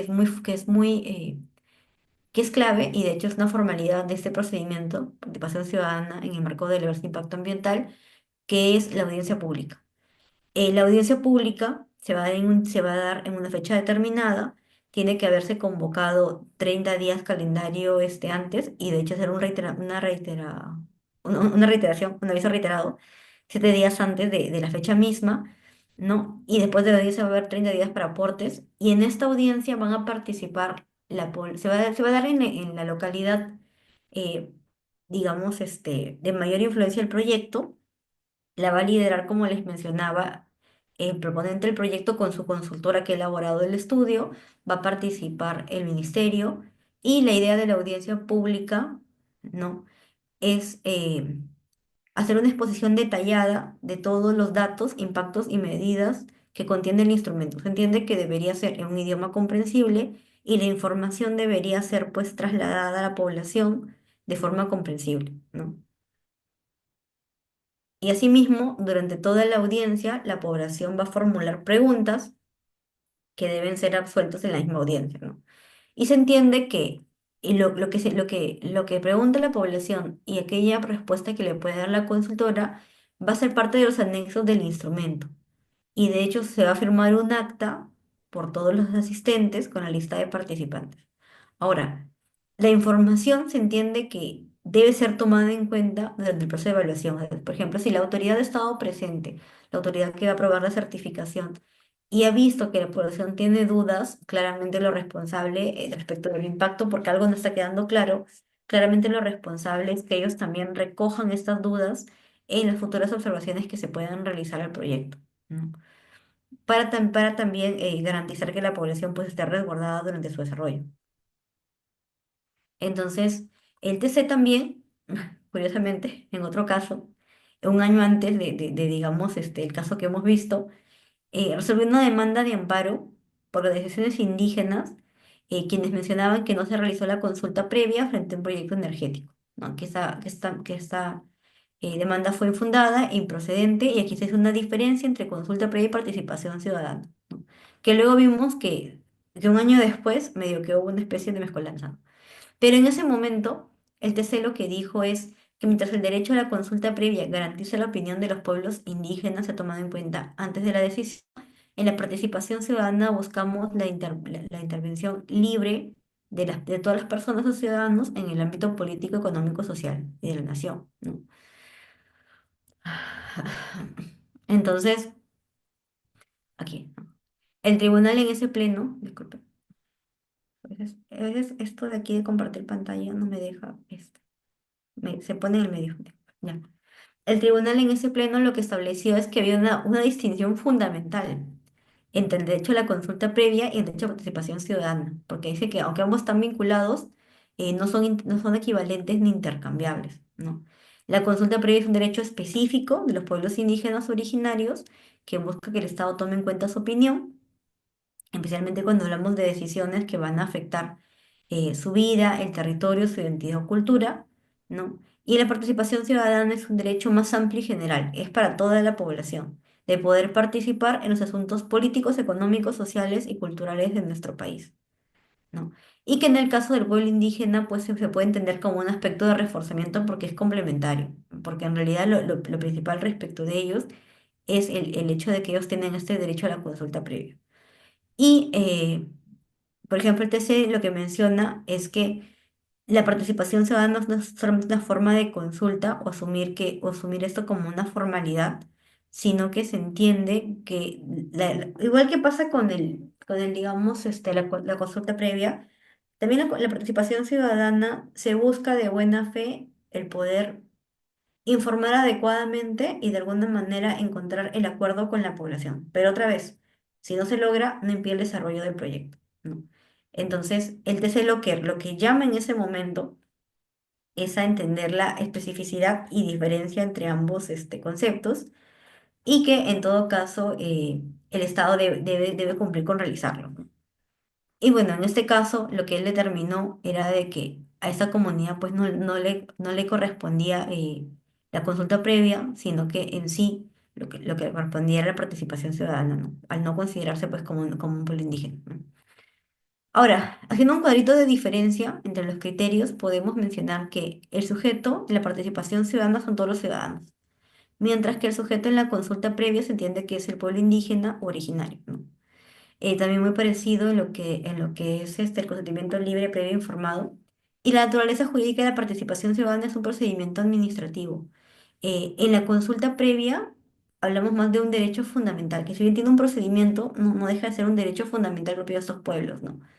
Y en el CLPI hablamos de un derecho a reforzar de casos especiales que, como hemos visto, está bastante matizado, sobre todo cuando ha habido esa necesidad de hacer esta lectura en concordancia con el régimen para explotar recursos naturales, ¿no?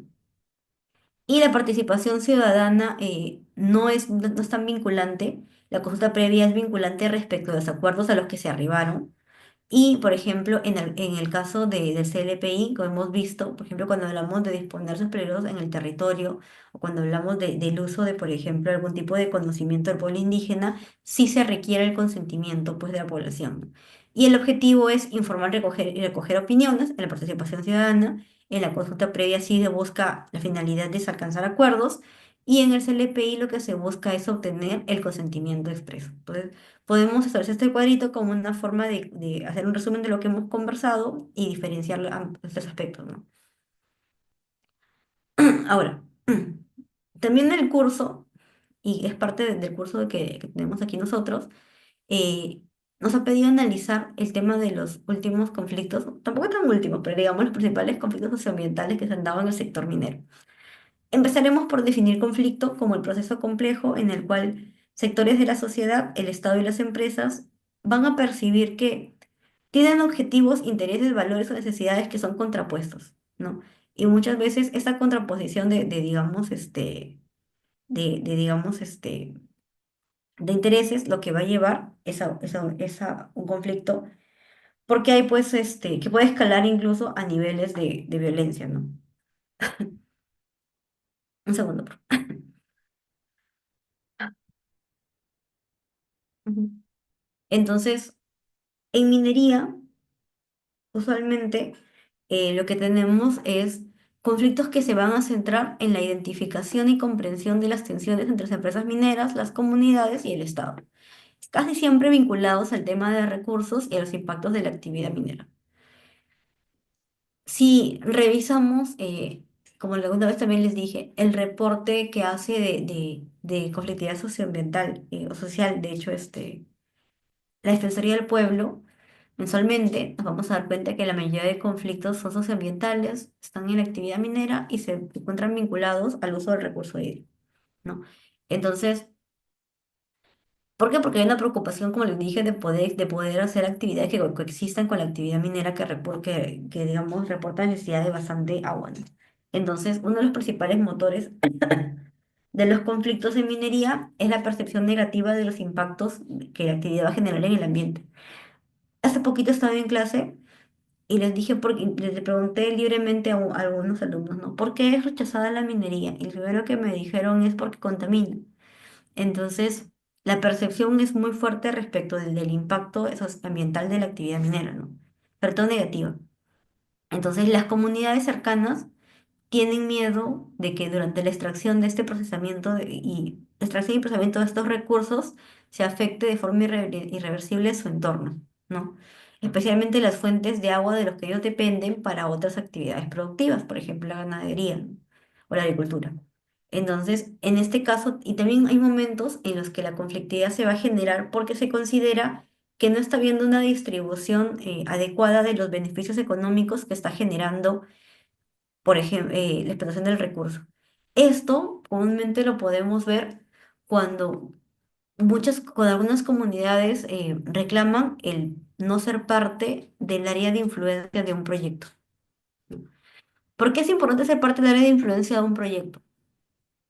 Porque cuando la actividad minera se inserta dentro del proyecto, usualmente en el estudio de impacto ambiental también, y de hecho, como parte de hacer un buen relacionamiento, va a establecer una serie de compromisos respecto de la población de su área de influencia directa, ¿no? Se entiende que el área de influencia directa va a ser ambiental o social, y la social se refiere pues a la población que siente más de cerca el impacto del proyecto. Entonces, respecto a esa población, generalmente el titular minero se compromete a realizar ciertas prestaciones. Por ejemplo, y también se considera que respecto a esa población hay derechos como al canon minero o la regalía minera, y que las localidades se beneficien de esa distribución, ¿no? Para proyectos, por ejemplo, de cierre de brechas de infraestructura. Entonces, un factor importante es cuando dice conflictividad, porque se considera que en el estudio de impacto ambiental no se ha definido cierta población como parte de esta área de influencia, entonces sienten que no están recibiendo los beneficios económicos del proyecto que se están cercano a ellos, ¿no? Otro aspecto de conflictividad social socioambiental en minería es que no hay consulta previa, por ejemplo, o la falta de participación que ellos sienten en la toma de algunas decisiones, incluyendo la modificación de proyectos, ¿no? Y la falta de consulta adecuada antes de la ejecución de proyectos mineros se puede ver como una violación al derecho de las personas. De hecho, cuando hablamos, si nos damos cuenta aquí, volviendo un poco al tema correcto, a lo que es materia, por ejemplo, de consulta. Disculpe.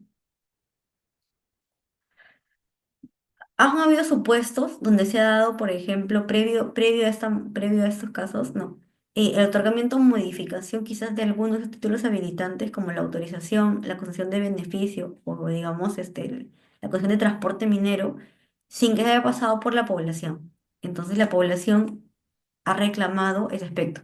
Y también cuando hablamos de, por ejemplo, pueblos indígenas, pero cuando hablamos de población que no es considerada necesariamente pueblos indígenas, también va a pasar, perdón, que la modificación de un proyecto, sobre todo cuando hablamos de una modificación de gran impacto como una mella, va a requerir que haya un aspecto o un trámite perdón, una etapa de participación ciudadana previo a esta modificación, que es algo que tampoco se ha estado viendo pues, en algunos casos, ¿no? Se han modificado compromisos y proyectos sin haber considerado pues, a la población ni la parte de participación ciudadana adecuadamente, que es lo que la persona reclama, ¿no? Entonces, vamos a conversar algunos casos. El primero que podemos conversar es el caso de Conga. Sabemos del proyecto Conga, que está ubicado en Cajamarca, que fue operado, pues titular de proyecto de Anacocha y que buscaba la extracción de cobre y de oro, ¿no? El proyecto fue suspendido en el año 2011 después de un paro indefinido de 6 días porque había una posición de las comunidades locales y porque había un conflicto respecto de la afectación del proyecto al recurso hídrico, probablemente a las lagunas, ¿no? De Conga que estaban en la zona. Las protestas, obviamente hubo protestas, hubo enfrentamientos y el gobierno y la población pues orillaron a que se paralizara definitivamente el proyecto, ¿no? Y principalmente el reclamo de la población en este caso iba orientado a que para ellos el proyecto representaba un riesgo para que subsistieran 4 lagunas y que esas lagunas, aparte de ser útiles para actividades productivas propias de los pobladores, como le dije, agricultura, ganadería, también servían como una forma de aprovisionar de agua a la ciudad de Cajamarca. Entonces, el proyecto implicaba la implementación o alteración de estas lagunas, ¿no? Como reguladoras naturales de agua y había un posible impacto de los acuíferos en el suelo, en superficies, ¿no? Y según un porcentaje del proyecto también se entiende que se contaminaría. Ahora, este proyecto contaba con certificación y aquí hubo un debate respecto a la certificación porque se llamó un consultor privado a un hidrogeólogo quien mencionó de que al momento digamos, elaborar el estudio de impacto ambiental, cuando hablábamos de lo que les comentaba, que era definir bien la línea base, ¿recuerdan? Un poquito. Aquí, no, aquí. Definir la línea base, no habían habido buenos estudios adecuados de la zona, del comportamiento del agua aguas abajo, del comportamiento de los acuíferos y cómo estos se desenvolvían, y que por ende las medidas que estaba planteando el proyecto de manejo ambiental eran inadecuadas, ¿no? Aparte que también las medidas de, por ejemplo, de compensación que estaba planteando el proyecto no resultaban suficientes porque no eran sostenibles a largo plazo, ¿no? Por ejemplo, no era solamente, o no es nunca solamente establecer, por ejemplo, dotar de agua a la población mediante algún tipo de camión cisterna o a veces simplemente establecer un tema de compensación, sino es verificar que aquello que tú vas a establecer como mecanismo de compensación se pueda de alguna manera interrelacionar con el medio ambiente y ser sostenible en el largo plazo. Entonces, producto de estas observaciones y que las autoridades locales se opusieron al proyecto, lo que hubo fue una suspensión del proyecto, ¿no? Hace poco, el año pasado, hubo una sentencia del Juzgado Especializado Civil de Cajamarca que llega por fin digamos, pronunciarse sobre este caso que se inicia en el 2012. Y en sí el petitorio del proyecto era el cese de la amenaza de violación al derecho digamos, de vivir en un ambiente sano y equilibrado, ¿no? Y se pedía la suspensión de explotación del proyecto y la inaplicación de la resolución que aprobaba ley, ¿no? En este caso, el juzgado especializado lo que sí determinó fue declarar fundada la demanda de amparo, porque fue una demanda de amparo. Otra vez nos damos cuenta, siempre el amparo se ha vuelto como un mecanismo que está orientado a lograr la suspensión de proyectos, ¿no? En sí, cuando tú estás inconforme con un estudio de impacto ambiental, tú puedes ejercer tu derecho de contradicción y apelarlo o reconsiderarlo. Pero en ese caso, el amparo se ha vuelto como que otra vía por el cual ya se está pidiendo la suspensión de los proyectos.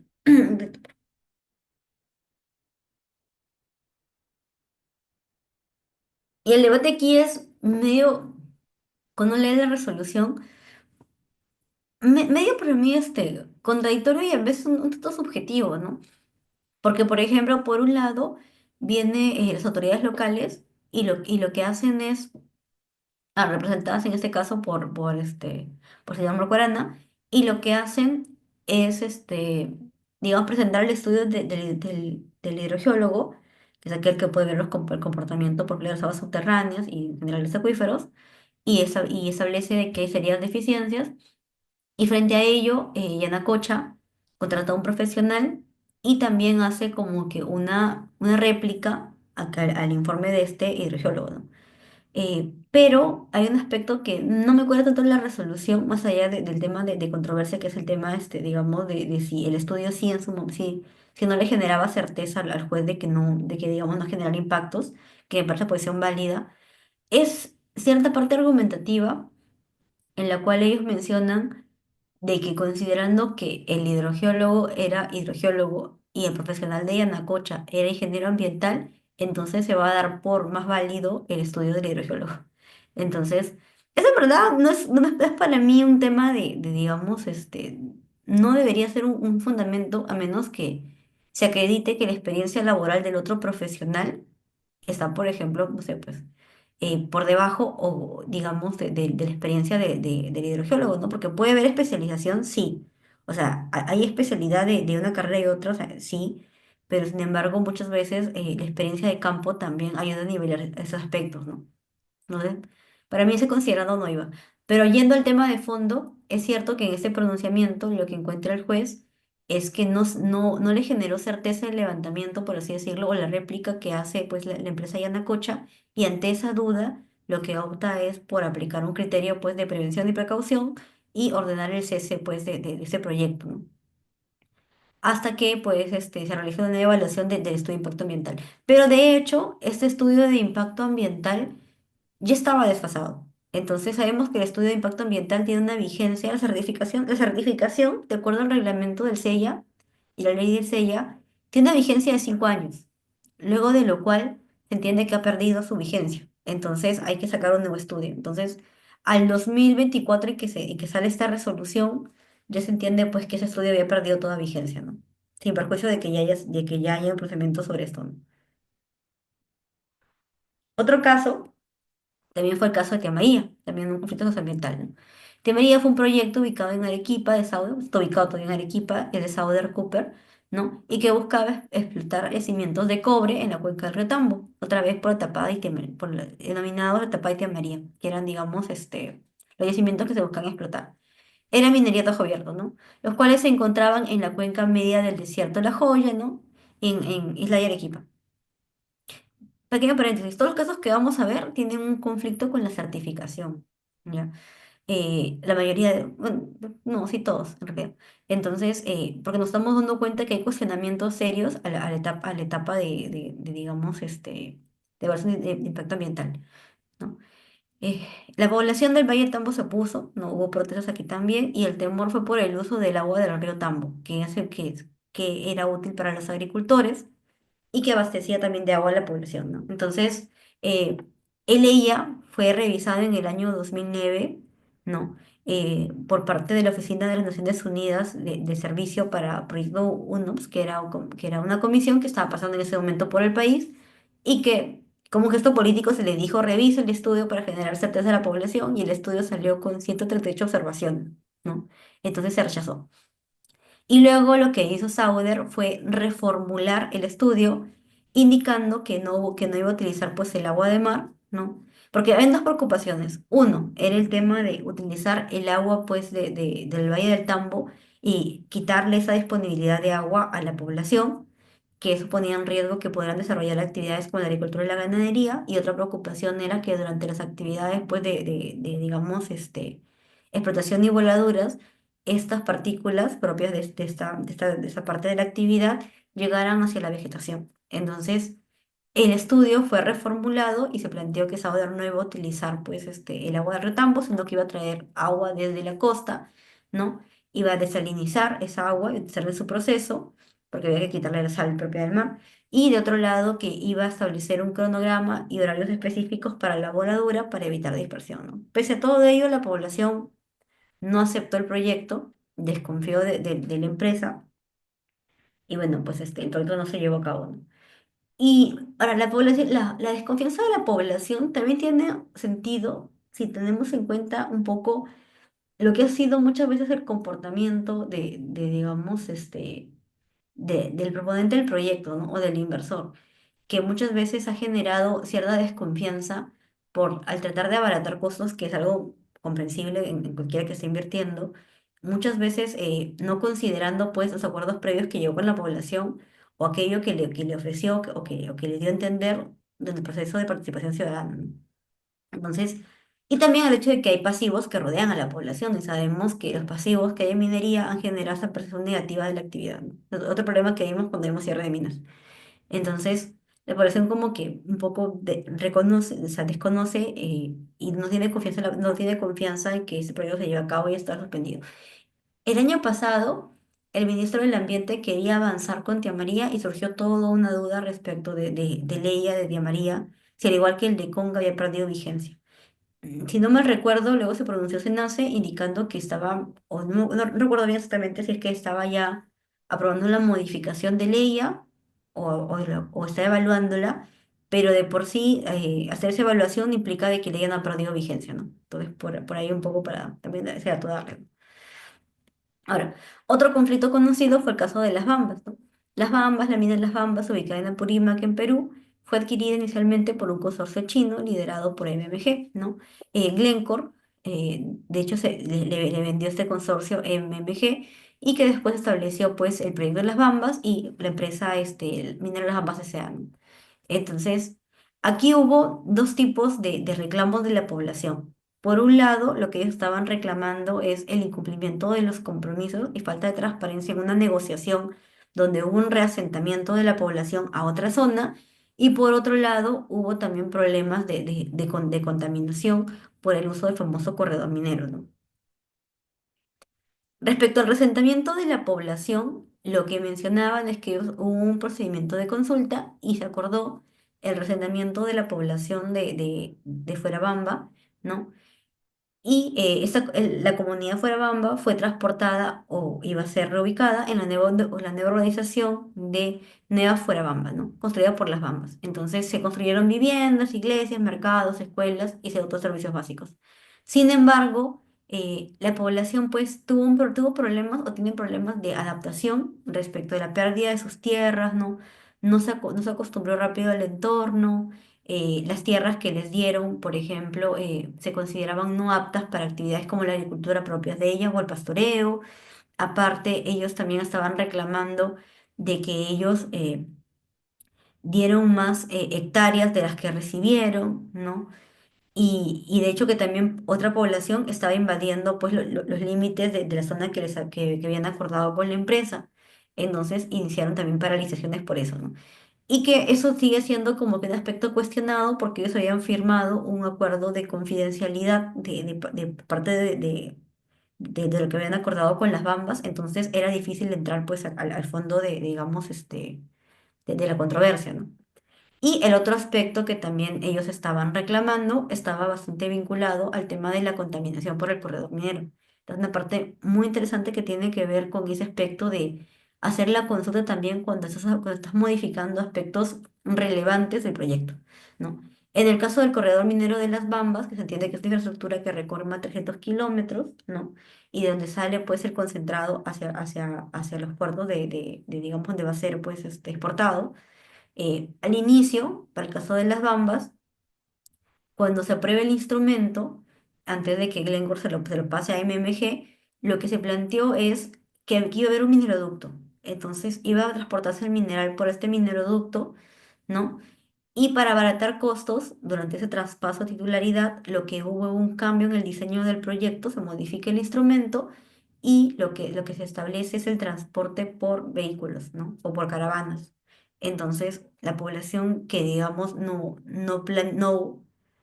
vio antes esta posibilidad, En parte reclamaban por dos cosas. Uno, crear el mineroducto en verdad hubiera significado para ellos puestos de trabajo. Y de otro lado, el hecho de que estén pasando varios camiones por la zona, lo que ellos también denunciaban era contaminación por material particulado, se levantaba el polvo en el tránsito de los camiones, y contaminación por ruido porque no habría un horario establecido por la empresa para estar pasando los convoys, ¿no? Y sabemos que las casas generalmente se ubican cerca de las carreteras, ¿no? Entonces ellos también iniciaron un proceso en el 2019 y hubo varias protestas, ¿no? Entonces, de los casos a los que hemos visto donde hasta ahora habíamos hablado de proyectos que estaban por iniciar, que representaban un riesgo, en el caso de las Bambas hablábamos de un proyecto que ya estaban operando.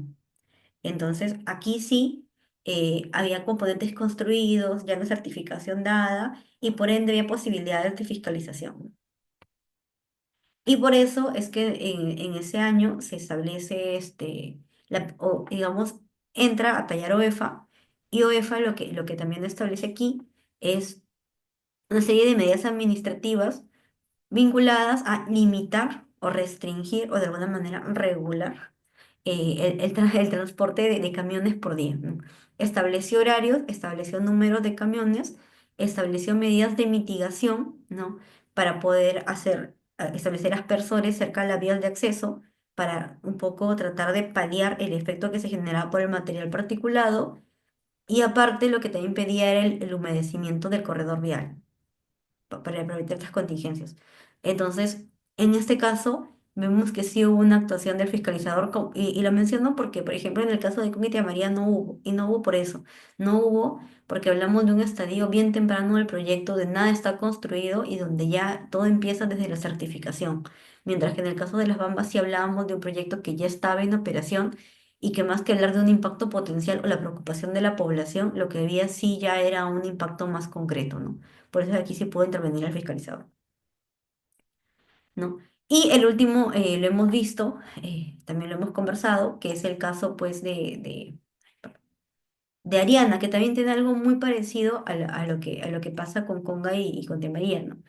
Que es una preocupación y que también el caso Ariana surge por una demanda de amparo, otra vez el amparo para evitar que continúen los proyectos extractivos en nuestro país, no presentado por Marisa Glave, ¿no? Quienes alegan que el proyecto minero. Yo tengo solamente antes de pasar al caso de Ariana, una duda respecto al tema del amparo como la mejor vía, ¿no? Porque en el amparo tú no puedes discutir o difícilmente vas a poder discutir aspectos muy técnicos. Cuando se está cuestionando el impacto ambiental y digamos la validez de ley, a que si hubo estudios adecuados o certificación o no, en principio está limitado bastante el conocimiento técnico de los juzgados a menos que recurran a peritos. ¿Ya? Pero sobre todo como es un proceso muy rápido porque quiere protegerte de una amenaza a tu derecho fundamental, en este caso al ambiente sano y equilibrado, el espacio de debate es muy corto. ¿No? Entonces, lo que se ha institucionalizado, por así decirlo, es como una tradición de usar los amparos para parar proyectos cuando no está de acuerdo con ellos. Y no necesariamente que se paralice el proyecto quiere decir que los argumentos o el análisis técnico esté presente o esté viable. Por ejemplo, como les mencionaba, en el caso también que vimos de Conga, tenemos ahí un problema porque unos argumentos es que uno tiene la especialización y el otro no, y se está desmereciendo, digamos, la experiencia de campo de fondo del profesional, ¿no? Entonces, vemos ese tipo de aspectos donde, digamos, se podría decir que quizás el amparo no debería ser pues la vía ideal, ¿no? Sin perjuicio de eso. En el caso de Ariana, la demanda se dirige contra CEDAPAL, contra el Ministerio de Energía y Minas, ¿no? Y en ese caso se declara infundada la demanda, ¿no? Entonces, y aquí lo que estaba alegando principalmente era pues una violación respecto al proyecto Ariana, y lo que determinó lo que se determinó en ese caso, la sala, era que está infundada la demanda porque este pueblo pues no estaba siendo afectado, ¿no? Y aparte no se consideraba que también era un pueblo indígena, ¿no? Y él leía, aparte, se incluyó un momento de participación ciudadana. Entonces, como el pueblo no se acreditó como población indígena, no correspondía a la consulta previa. Sin perjuicio de que ese aspecto haya sido desestimado, posteriormente estamos viendo de que también se ha suspendido el proyecto Ariana por amparo, porque hay una duda respecto del estudio de impacto ambiental aprobado por el Ministerio de Energía y Minas, ¿no?